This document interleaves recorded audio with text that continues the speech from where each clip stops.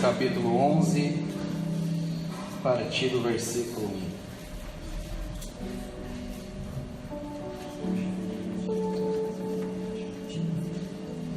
Glória a Deus. Quem achou, diga amém. Amém. Que diz assim: E era toda a terra de uma mesma língua e de uma mesma fala. E aconteceu que, partindo eles do Oriente, acharam um vale na terra de Sinar e habitaram ali. E disseram uns aos outros: Eia, façamos tijolos e queimamo-los bem. E foi-lhes o tijolo por pedra e o betume por cal. E disseram: Eia, edificamos nós uma cidade e uma torre cujo cume toque nos céus, e façamos um nome, para que não sejamos espalhados sobre a face de toda a terra. Então desceu o Senhor para ver a cidade e a torre que os filhos dos homens edificavam. E o Senhor disse: Eis que o povo é um, e todos têm uma mesma língua, e isto é o que começam a fazer. E agora não haverá restrição para tudo o que eles intentarem fazer. Eia, desçamos e confundamos ali a sua língua, para que não entenda um a língua do outro. Assim o Senhor os espalhou dali sobre a face de toda a terra, e cessaram de edificar a cidade.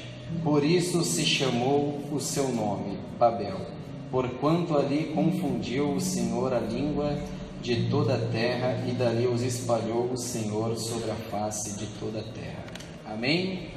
Agora você só dá uma puladinha ali, se você não quiser abrir a Bíblia, quiser ver aqui, que só vai ser um versículo, lá em Atos 2, capítulo 2, versículo 42. Amém?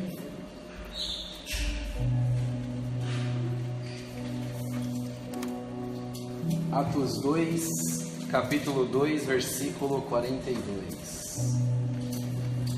Amém? Que diz assim: E perseveravam na doutrina dos apóstolos, e na comunhão, no partir do pão e nas orações. Amém? Glória a Deus. É interessante ver que Deus sempre quis que nós sejamos guiados pelo Espírito dele, né? Desde quando Deus fez o homem, a Bíblia vai dizer que Deus soprou o Espírito no homem, né? Para que o homem ali pudesse viver a plenitude da graça de Deus, né? Esse sempre foi o propósito de Deus, do homem ser guiado pelo Espírito de Deus, né? Não é à toa que a Bíblia mesmo vai dizer que nenhuma condenação há para aqueles que são guiados, né, pelo Espírito de Deus, né? Então o propósito de Deus sempre foi esse, né? Você pode ver que mesmo o homem pecando, Deus ainda ia dando oportunidade para o homem, para o homem poder se achegar, o homem poder ser guiado pelo o Espírito de Deus, né? O homem foi se afastando de Deus e Deus tentando se aproximar mais do homem. É interessante ver isso, que Deus é um Deus tão bom, que toda vez que nós tentamos se afastar dele, ele vai se aproximando de nós. Às vezes nós vamos tentando se afastar de Deus, mas Deus vem se aproximando. Deus vem criando algum meio para que o homem possa voltar para ele, para que o homem possa viver a plenitude da graça de Deus. Você pode ver que quando Adão peca, Deus tem que expulsar ele do Éden, como que o homem foi regressando. Deus criou o homem, colocou o homem lá no Éden, derramou o Espírito dele, para ele viver a plenitude total da graça de Deus, mas o homem foi se afastando, pecou do Éden.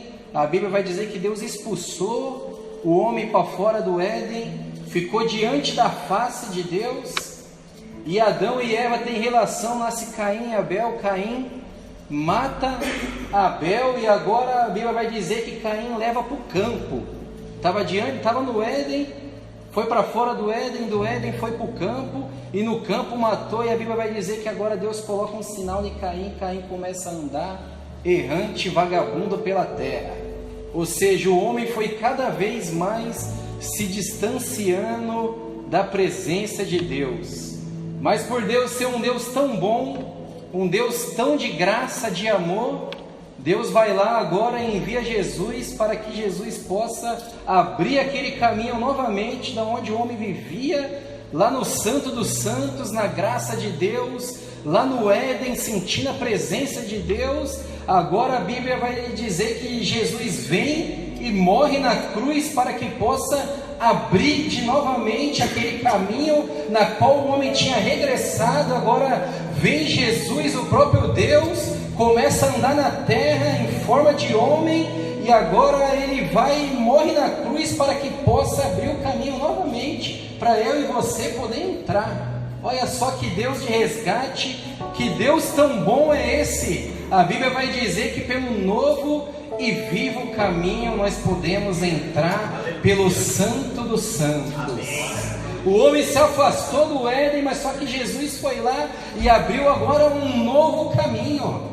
A Bíblia vai dizer que lá no Éden ficou querubim com as espadas fechando o caminho, mas Deus é um Deus tão bom que a Bíblia vai dizer que Ele abre um novo caminho para que eu e você possa se achegar novamente para a presença dEle. Olha que Deus maravilhoso! Porque o propósito de Deus sempre foi esse, nós ser guiados pelo Espírito dEle. Mas o homem foi sendo mal, foi pecando, Caim matou Abel. A Bíblia vai dizer que os dois trouxeram uma oferta. E o interessante que eu vejo nisso, que a Bíblia vai dizer que Deus aceitou a Abel e a oferta de Abel, e Deus rejeitou Caim e a oferta de Caim. Porque antes de Deus aceitar alguma coisa que eu e você tem para oferecer para Ele, primeiro Ele aceita eu e você. Olha que Deus maravilhoso! A Bíblia vai dizer que Ele aceitou Abel e a oferta de Abel, e rejeitou Caim e a oferta de Caim.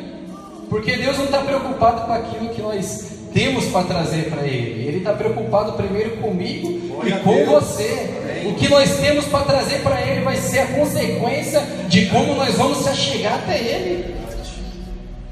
A Bíblia vai dizer que Caim traz uma oferta depois de muitos dias. Olha só, e nós podemos entender que Caim ficou com a oferta lá um monte de dia pensando, levo ou não levo? Vou lá ou não vou? Mas vou dar? Eu acho que vai fazer falta, mas estou precisando pagar uma conta, vai me faltar. E a Bíblia vai dizer que depois de muitos dias Caim chega lá e dá a oferta. E a Bíblia vai dizer que Deus rejeita Caim e também rejeita a oferta. Ele ficou naquele, leva ou não leva? Porque Deus primeiro rejeitou ele, a intenção dele, e depois o que ele tinha para trazer foi a consequência.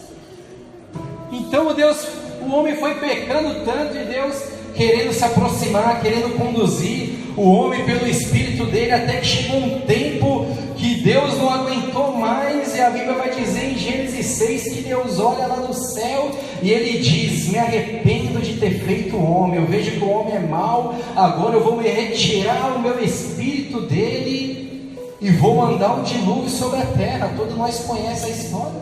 Deus vai lá e tira o Espírito Santo, o Espírito dele que vivia no homem, que conduzia o homem, o Espírito dele que fazia com que o homem fosse, saísse, andasse, com que o homem fosse conduzido. Mas o pecado do homem era tão grande que agora Deus tira o Espírito dele da vida do homem.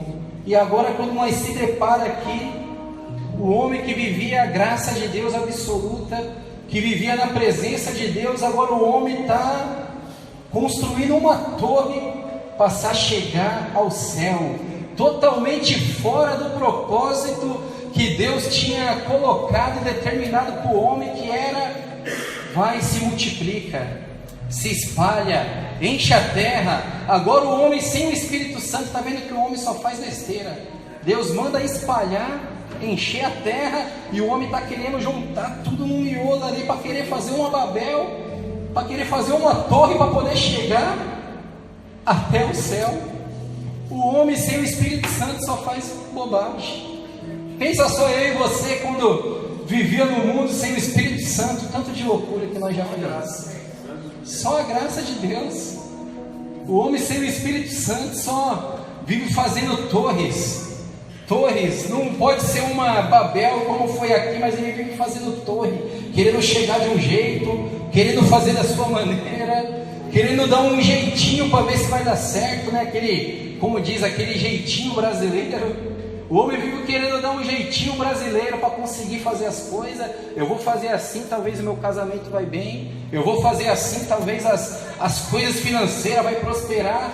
Eu vou fazer desse jeito, talvez eu consiga pagar aquela conta. E o resultado de tudo isso é a confusão. Começa a ter mais confusão. O homem vai tentar fazer uma torre, e a Bíblia vai dizer que agora os homens falavam uma única língua. Esse era o propósito de Deus. Uma única língua, um único propósito, um único povo. Agora Deus tem que descer e confunde a língua, e aquela torre que os homens estavam fazendo, ninguém mais entende um ou outro. Os homens falavam tudo um idioma, agora começa a falar vários idiomas, e dali os homens se espalham. Deus dando mais uma oportunidade para ver se o homem ia cumprir o propósito dele. Vai e multiplica, vai e enche a terra, sede fecundos, dá fruto, vai lá e prospera, enche a terra. E o homem sai dali confundindo, cada um falando uma língua, cada um falando uma coisa, porque o homem, como eu disse, sem o Espírito Santo só vai fazer bobeira. O homem sem o Espírito Santo só vai fazer Babel, só vai fazer torre, vai querer dar um jeitinho para poder chegar lá no céu, vai querer dar um jeito para as coisas poder prosperar e dar certo. Mas agora, quando nós chegamos em Atos 2, versículo 42, após o Pentecoste, Deus em lá e derramar o Espírito Santo novamente, Deus em lá e encher o homem novamente. Agora nós vemos a diferença de Gênesis 11, o homem sem o Espírito Santo, querendo subir por uma torre para o céu. Agora quando nós chegamos em Atos 2, nós vemos o próprio Deus descendo o céu na terra. Em Gênesis 11 nós vemos o homem tentando subir por uma torre. Em Atos 2 nós vemos Deus agora derramando o Espírito Santo, descendo na própria terra, na vida do homem, e enchendo o homem do Espírito Santo. E agora quando nós vamos parar, nós vemos que perseveravam todos na doutrina dos apóstolos, na comunhão e no partir do pão e nas orações. Agora nós vemos a diferença do homem com o Espírito Santo e o homem sem o Espírito Santo. O homem sem o Espírito Santo só vive na confusão. O homem com o Espírito Santo vive na comunhão. O homem sem o Espírito Santo só vive na confusão. O homem com o Espírito Santo vive no partir do pão. O homem sem o Espírito Santo só vive confundido. O homem com o Espírito Santo vive orando. O homem sem o Espírito Santo vive na Babel. O homem com o Espírito Santo vive em Jerusalém. O homem sem o Espírito Santo, ele não entende nada do que o outro fala. O homem com o Espírito Santo, cada um fala um idioma, mas todos que ouvem podem entender o que está sendo falado. Então nós podemos entender que Gênesis 11 é a confusão, em Atos 2 é a desconfusão. Aquilo que o homem confundiu, Deus veio para poder desconfundir. Aquilo que era impossível para o homem, Deus veio para tornar possível. Aquilo que não dava certo para o homem, Deus veio fazer dar certo. Aquilo que não andava para o homem, Deus veio fazer andar. Então nós vemos em Gênesis 11 os homens numa confusão.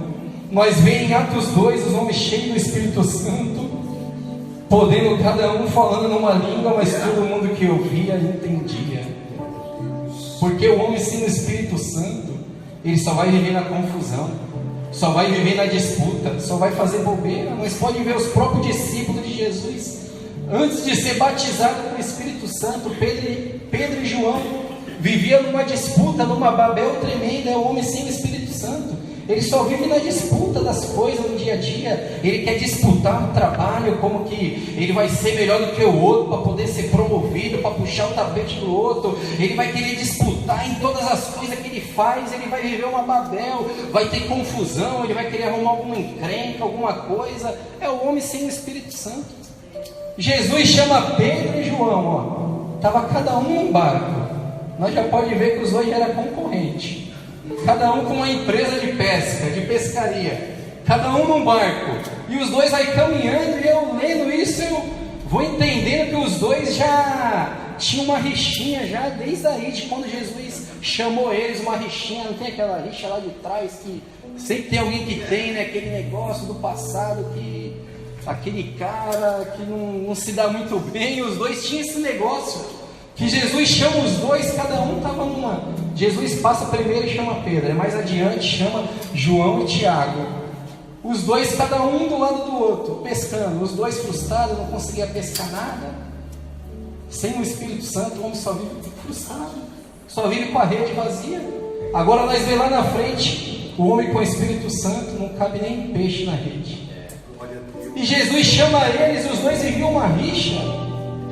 Tanto que nós vai vendo isso daí no dia a dia deles dois. A Bíblia vai dizer que está eles na mesa, e Jesus agora está contando que um deles vai trair. E Pedro já logo toma a frente e pergunta: quem que é esse daí? Já apontando para João. Já tinha uma rixa, os dois viviam uma disputa. É esse que vai me trair? É ele que vai te trair? Aí Jesus vai dizendo que muitos dos que estão aqui não passarão pela morte, não hão de passar pela morte. Aí Pedro já olha para João mais uma vez: e esse daí, ele vai morrer do quê? O que vai ser dele? O homem sem o Espírito Santo só vive na disputa. Até quando Jesus morreu e Maria foi lá e levou a notícia, foi lá e avisou para os discípulos: Jesus ressuscitou e apareceu para mim. A Bíblia vai dizer que os dois agora saíram uma carreira, só os dois. E a Bíblia vai dizer que uma hora Pedro passava na frente de João, outra hora João passava na frente. E os dois foi naquela disputa para poder chegar primeiro, para depois ir lá e ver e poder contar: eu cheguei primeiro no túmulo, viu? Foi Maria que avisou que ele ressuscitou, mas quem chegou primeiro para conferir foi eu.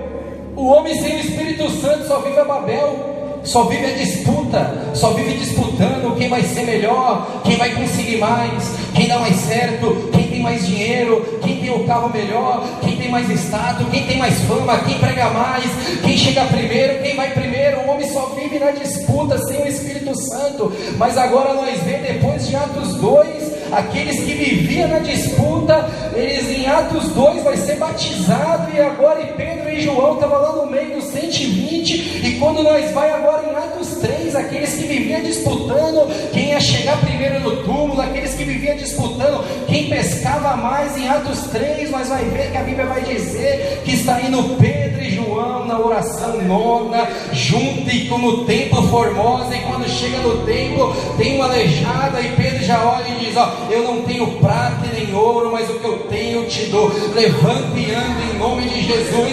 E já acontece um milagre na porta, e os dois já entram dentro do templo e já começam a orar. Isso é o resultado da vida de um homem cheio do Espírito Santo. Isso é o resultado da vida de um homem cheio do Espírito Santo. O homem sem o Espírito Santo vive na disputa, mas o homem com o Espírito Santo, ele vive na oração, ele vive no milagre, ele vive no partir do pão, ele vive na comunhão. É o resultado do homem com o Espírito Santo. Olha a diferença dos dois que viviam na disputa. Agora batizado com o Espírito Santo, ele está indo orar no templo.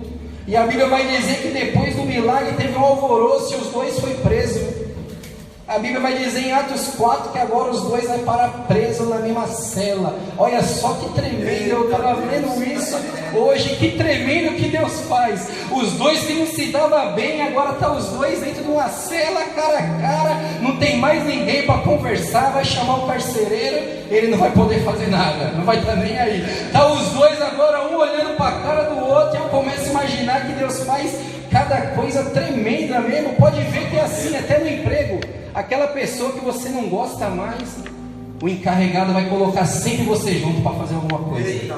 Não tem para onde correr. Mas eu não me dou bem com aquele fulano. Sempre o patrão vai colocar você para fazer alguma coisa com ele. Vai lá, fulano e ciclano, e faz tal coisa. Você vai ter que engolir. Pedro e João não se davam bem, e Deus permitiu que os dois parassem dentro de uma cela, um olhando para o outro agora. Mas eles já estavam cheios de Espírito Santo, já tinha vivido um milagre no tempo Formosa, mas Deus agora coloca os dois lá para um acerto de conta. É Deus, em outras palavras, dizendo: vocês já estão cheios do Espírito Santo, já estão bem, já estavam até indo orar junto, vocês que viviam disputando quem ia chegar primeiro na sepultura para ver se eu ressuscitei. Vocês já estão orando juntos, já estão vivendo milagre, mas agora é acerto de conta. Um outro junto, agora é a hora do acerto de conta, agora é a hora da liberação de perdão, do pedido de perdão, agora é a hora do abraço, da comunhão, agora é a hora de vocês sair daqui e saber que vocês foram cheios do Espírito Santo, para que vocês possam viver em comum acordo, um junto com o outro, vivendo a plenitude de Deus. Olha só que tremendo, aqueles que viviam na disputa, agora estão cheios do Espírito Santo, vivendo milagre, vivendo prodígio, porque é só através do Espírito Santo que nós podemos viver isso. Em Gênesis 11 é a confusão, ninguém entende ninguém, os homens querem subir pela torre, mas em Atos 2 é a desconfusão. Aqueles homens que queriam subir pela torre, agora Deus mostra: e não é pela torre, não é pela Babel, é pelo meu Espírito. Fica aí em Jerusalém orando, até que do alto vocês sejam revestidos de poder. Vocês vão ver que quando o Espírito Santo descer, a vida de vocês vai mudar, a vida de vocês vai ser outra, a comunhão de vocês vai ser diferente. E agora Deus vai lá e derrama o Espírito Santo, e aqueles 120 homens simples, aqueles 120 homens, alguns até indoutos, agora começam a andar cheio do Espírito Santo, vivendo milagre, vivendo sinal, vivendo prodígio de Deus. É o resultado do Espírito Santo. Não é à toa que a Bíblia vai dizer como que nós podemos amar um ou outro. Aqueles dois que viviam na disputa, é só através do Espírito Santo, não tem outro jeito.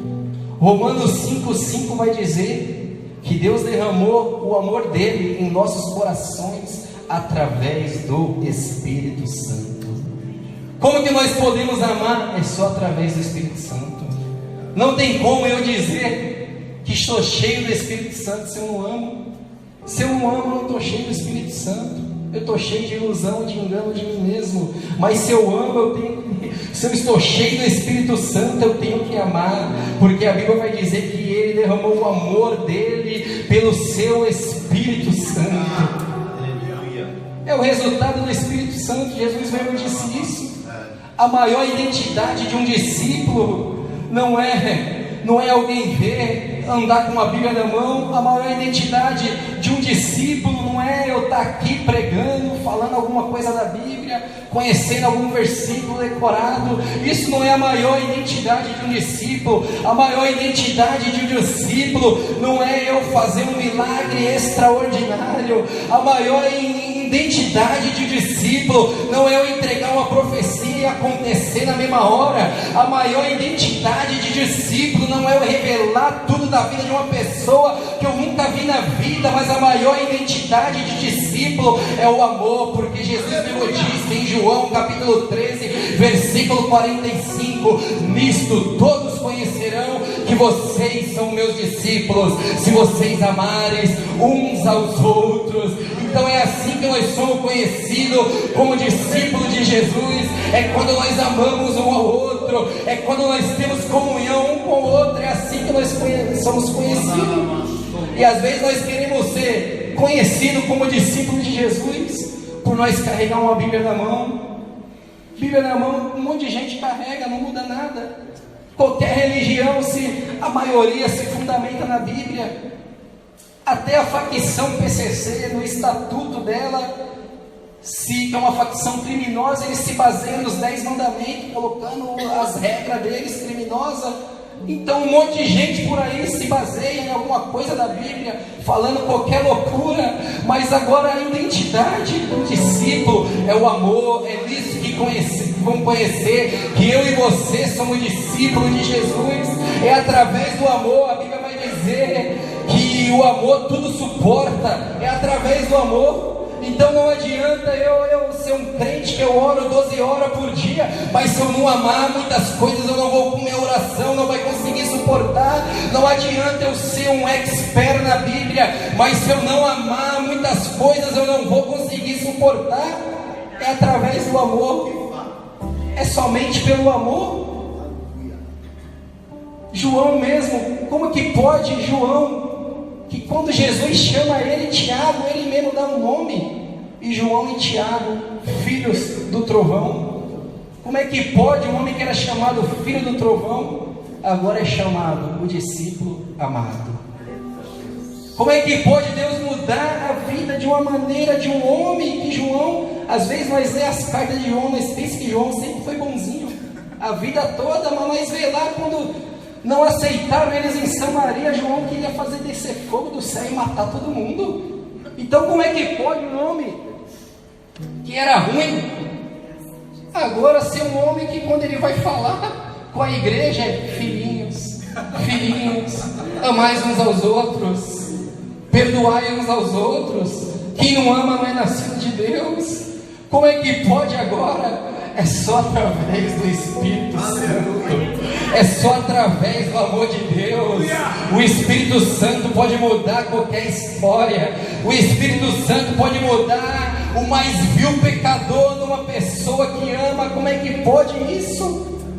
Não é à toa que Paulo diz: o amor de Deus nos constrange. Agora eu posso entender por que Paulo sentia tão constrangimento, ele sendo antigamente um fariseu, estava na morte de Estevão, ficou segurando a capa, olhando, foi cúmplice, vai lá que eu seguro aqui seus pertences, mata ele. Como é que pode? Agora Jesus aparece, e agora um fariseu vira um apóstolo, começa a pregar o amor de Deus. Por isso que ele para e olha e diz: o amor de Deus me constrange, eu não consigo entender quem eu era, o que eu fazia, agora quem eu sou é o resultado da graça e do amor de Deus. É por isso que nós olhamos, e muitas das vezes quem está do lado de fora não entende. Como é que pode uma pessoa que antes roubava, matava, usava drogas, se prostituía, que antes mentia, que antes adulterava, bebia, como é que pode agora ele pregar e se importar? Como é que pode agora ele ir lá levar alguma coisa para alguém, levar a palavra de Deus?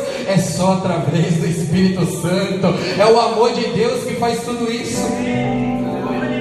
É o amor de Deus, é o amor de Deus que nos leva à luz. É interessante que João ele dá uma aula tremenda sobre o amor. Ele dá uma aula tremenda que às vezes, quantas vezes eu mesmo vou falar por mim, e já ouvi muitas pessoas em muitos lugares dizer: quem está aqui dentro está na luz, quem está lá fora está nas trevas. Aí nós vemos João com uma doutrina totalmente diferente. Ele não diz quem está fora, quem está dentro, ele só diz: quem ama o seu irmão está na luz, quem não ama e odeia está nas trevas.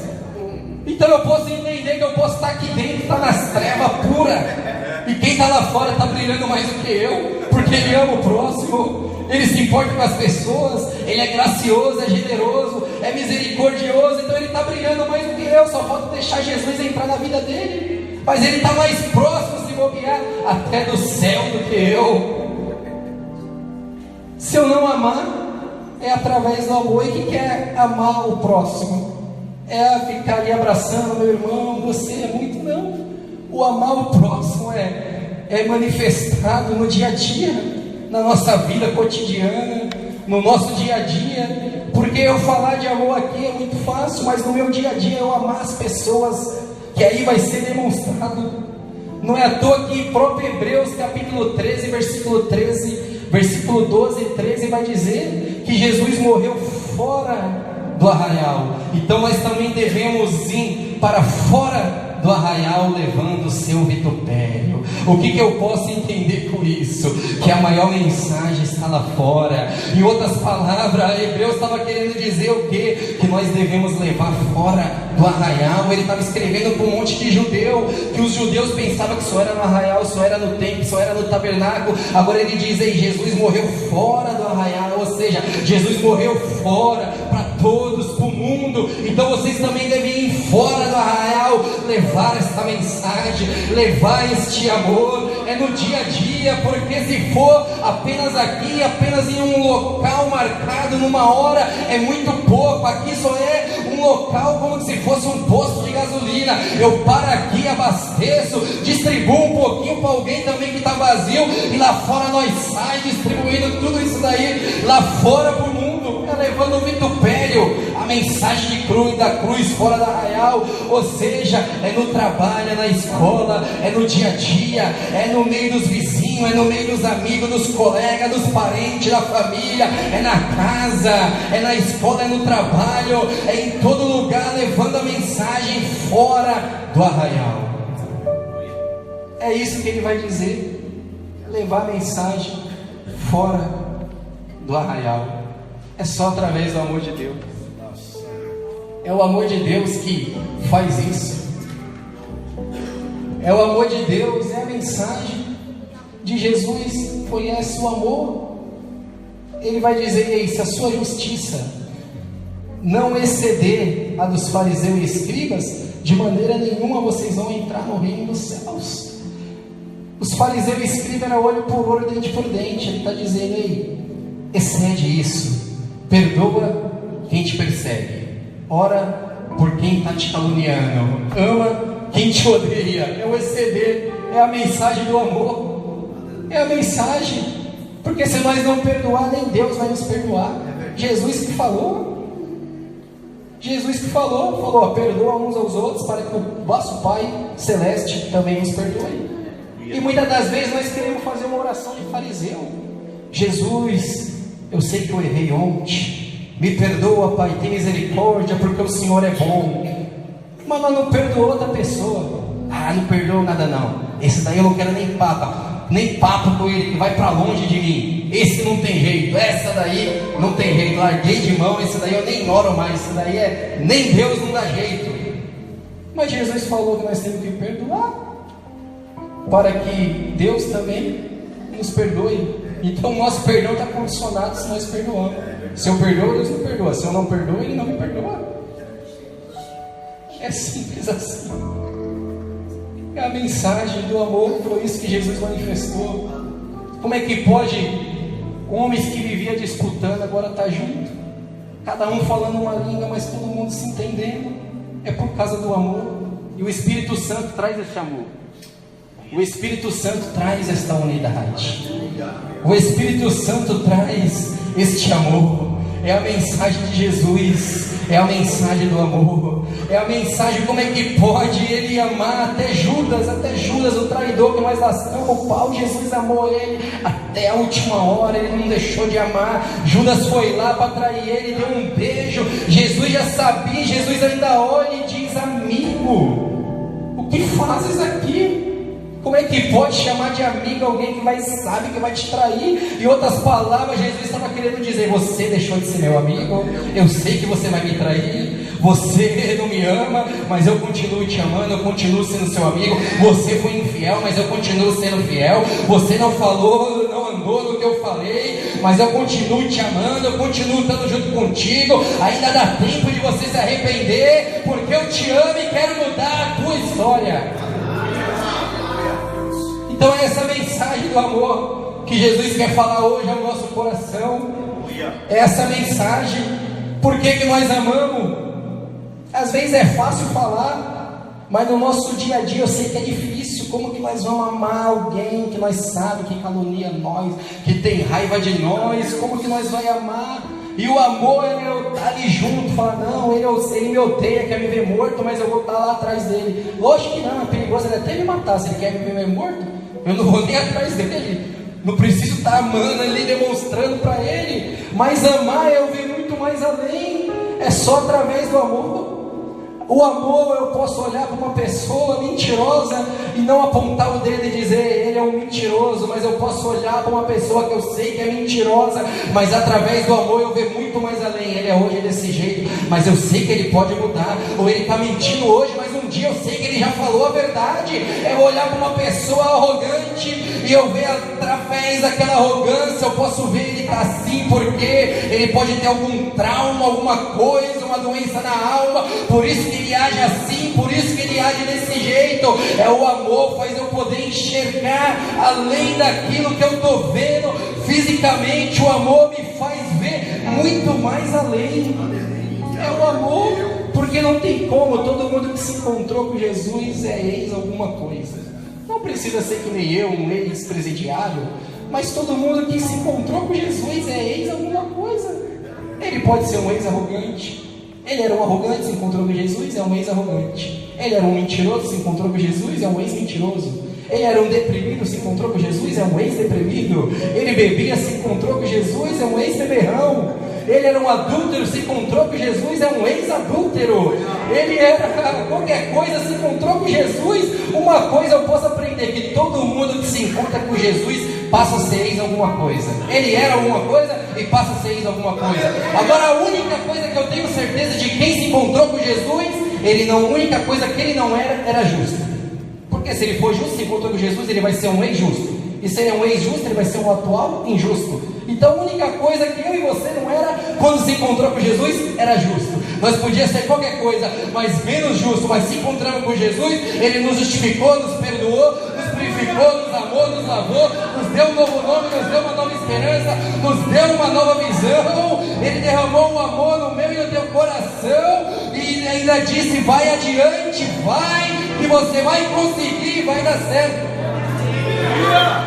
Todo mundo era ex alguma coisa. Não tem como. É só através do amor. Toda a Bíblia se resume nisso. A Bíblia vai dizer que nós amamos porque Ele nos amou primeiro. Nem capaz de eu e você amar nós somos. Não somos nem capazes de amar. Só amamos porque Ele nos amou primeiro. Então o amor nós conseguimos ir muito mais adiante. É essa mensagem do amor que nós temos que levar.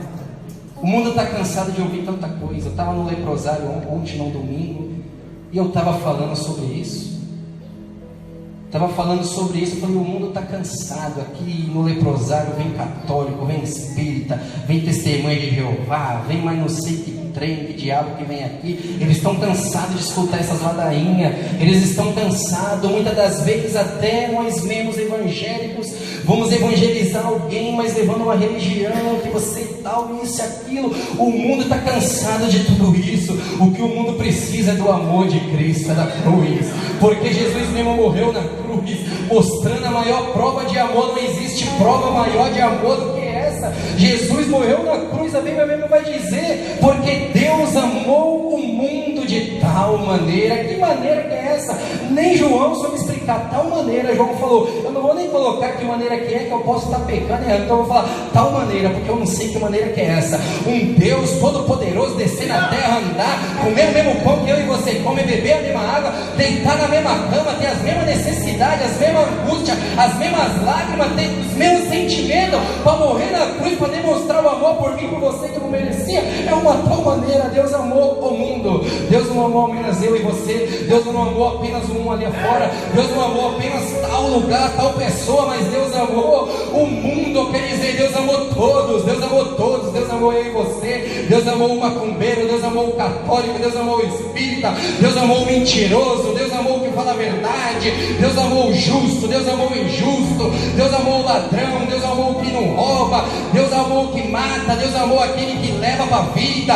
Deus amou todos, amou o mundo de tal maneira que deu seu Filho unigênito para todo, ou seja, todo, aquele que crê, todo, branco, preto, rico, pobre, aquele que sabe, aquele que não sabe, aquele que tem muito, aquele que tem pouco, aquele que é feliz, aquele que é infeliz, aquele que é deprimido, aquele que não é deprimido, aquele que está doente, aquele que não está doente, aquele que mora numa casa, aquele que mora numa rua, aquele que mora numa mansão, aquele que mora num barraco de madeira. Deus amou todo, para todo, aquele que crê. Ele ainda não colocou um obstáculo muito difícil. Você vai ter que fazer isso, vai ter que fazer mais aquilo, você vai ter que ser assim, você vai ter que mudar do dia para a noite. Não, ele está dizendo, o primeiro passo é crer. Está fácil, só é você acreditar, só é você crer. Para todo aquele que crê, não pereça. Ou seja, se eu crer, eu não pereço.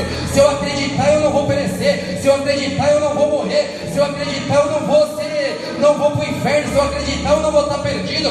Se eu acreditar, eu não vou ser julgado. Se eu acreditar, eu não vou viver na grande tribulação. Se eu acreditar, eu não vou viver no lago de fogo. Se eu acreditar, eu não vou passar pelo trono branco. Se eu acreditar, eu não vou perecer. Para todo aquele que nele crê, não pereça e ainda tenha um prêmio, tenha a vida eterna, a vida eterna, a vida eterna.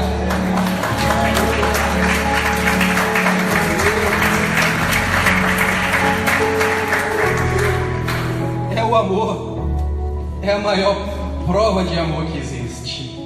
É a maior prova, amar um ao outro. Não é muitas das vezes eu pensar do mesmo jeito que você pensa, você pensar do mesmo jeito que eu penso. Não é você ter o mesmo costume que eu tenho, não é eu ter o mesmo costume que você tem. Deus provou isso. O homem falava uma língua só, quis fazer uma torre e Deus confundiu. Mas em Atos 2, agora Deus derrama o Espírito Santo e cada um fala uma língua, mas todo mundo que ouvia entendia.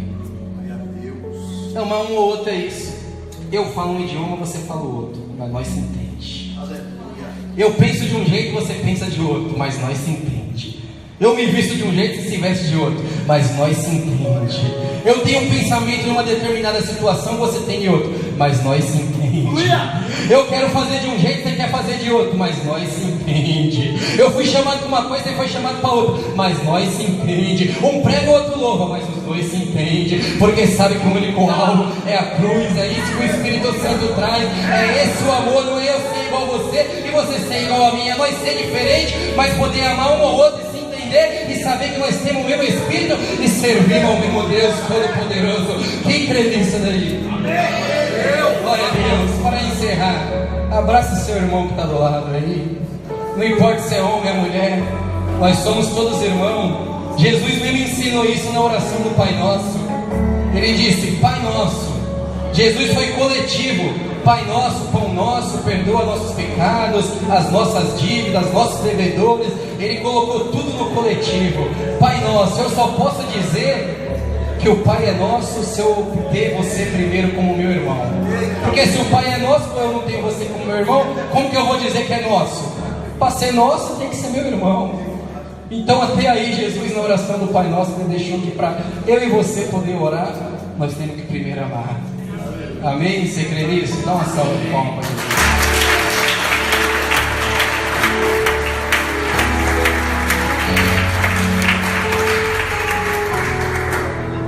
Glória a Deus.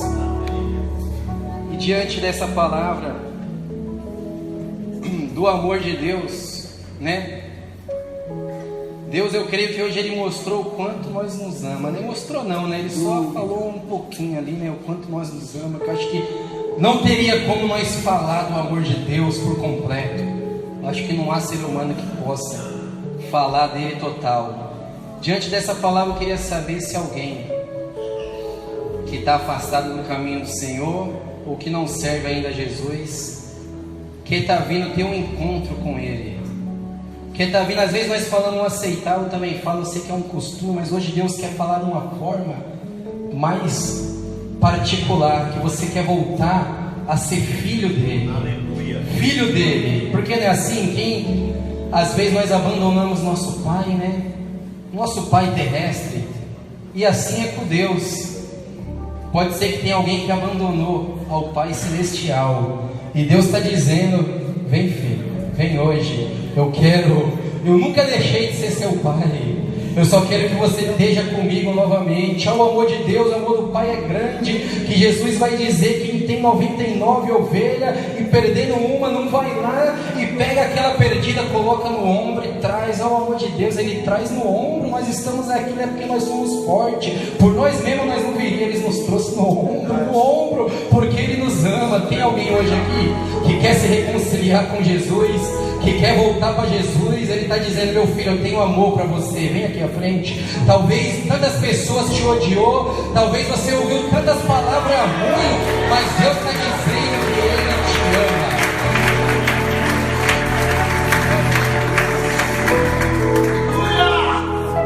Tem mais alguém?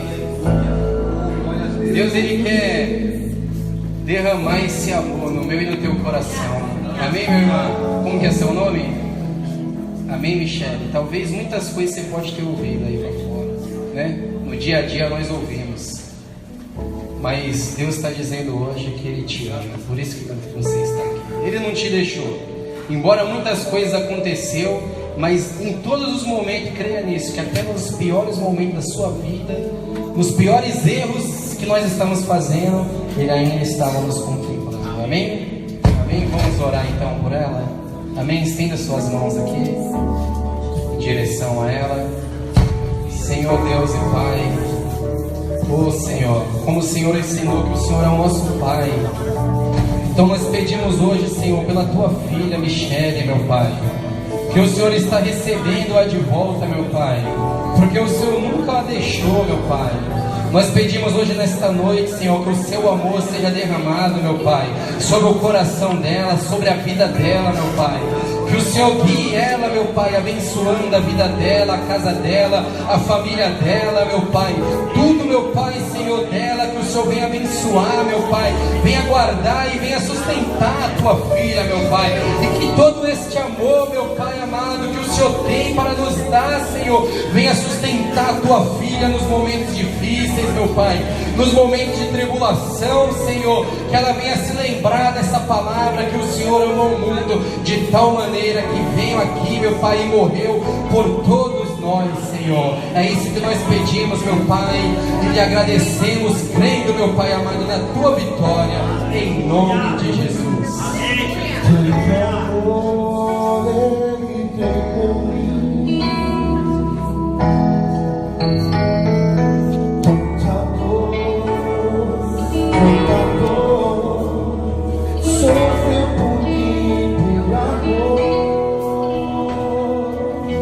A razão de tão grande amor foi por